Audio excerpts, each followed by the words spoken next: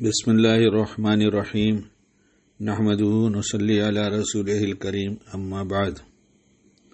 اللہ تعالیٰ اپنے بندوں سے جو پیار کرتے ہیں تو اس کے بدلے میں ہر طرح کے خیر اور نفع کی چیز بندے کو دینا چاہتے ہیں اور ہر طرح کے نقصان اور شر سے بچانا چاہتے ہیں، اور بے شمار نعمتیں اللہ نے اپنے فضل سے دیا ہے، اور ہماری فطرت یہ ہے کہ ہمیں جو کچھ ملا ہے یہ ساری نعمتیں اور بڑھ جائیں، اور اس فکر کو عملی جامہ پہنانے کے لیے صبح سے لے کے شام تک اور دیر تک اپنے آپ کو تھکاتے ہیں۔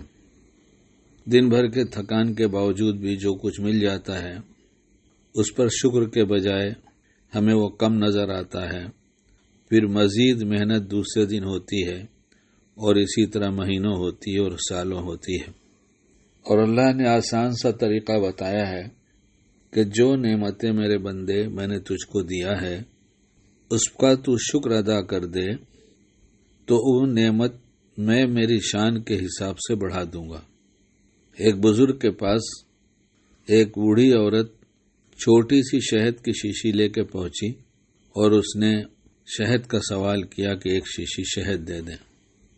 بزرگ نے اپنے خادم سے کہا کہ ایک مشک شہد بھر لو اور اس بڑھیا کے گھر پہنچا دو۔ پاس بیٹھے لوگوں نے کہا حضرت اس نے تو ایک شیشی شہد مانگا تھا، آپ نے اتنا عطا فرما دیا۔ بزرگ نے فرمایا اس نے اپنی اوقات کے حساب سے مانگا تھا اور میں نے میری شان کے حساب سے اسے دیا ہے۔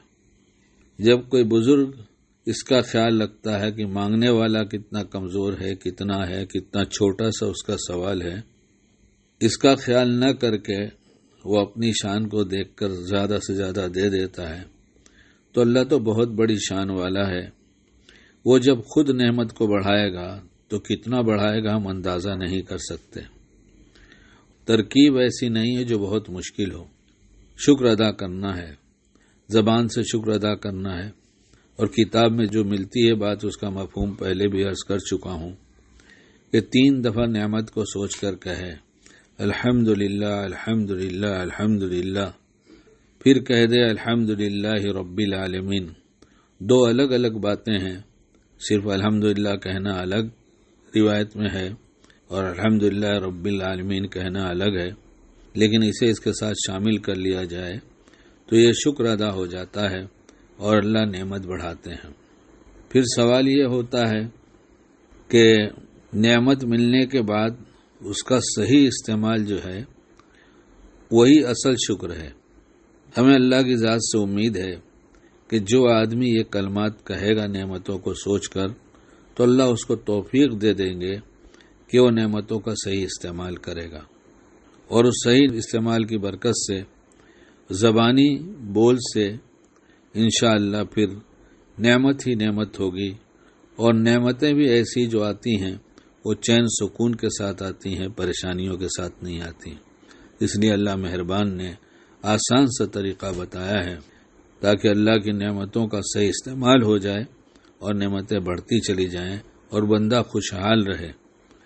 اور ایسی نعمت جو اس طرح کے عمل سے بڑھتی ہے اور اس کا صحیح استعمال ہوتا ہے تو جب دنیا میں چین سکون ملتا ہے تو مرنے کے بعد انشاءاللہ جنت کا ہی فیصلہ ہوگا۔ اللہ کی کریم ذات سے یہی امید رکھی جاتی ہے۔ اس لیے صبح سے لے کر شام تک کام دھندے کے پیچھے کہ اپنی نعمتیں بڑھ جائے، اپنے آپ کو تھکانے کے ساتھ ساتھ اس سے زیادہ اہم کام یہ ہے کہ تھکنا کم ہو، چند بول ہیں اور تھوڑا سا اس کی برکت سے صحیح استعمال ہو جائے گا۔ اللہ ہماری نعمتوں کو بے شمار نعمتیں عطا فرمائیں گے، شکر کی توفیق دیں گے اور بڑھائیں گے۔ اللہ باعمل بنائے۔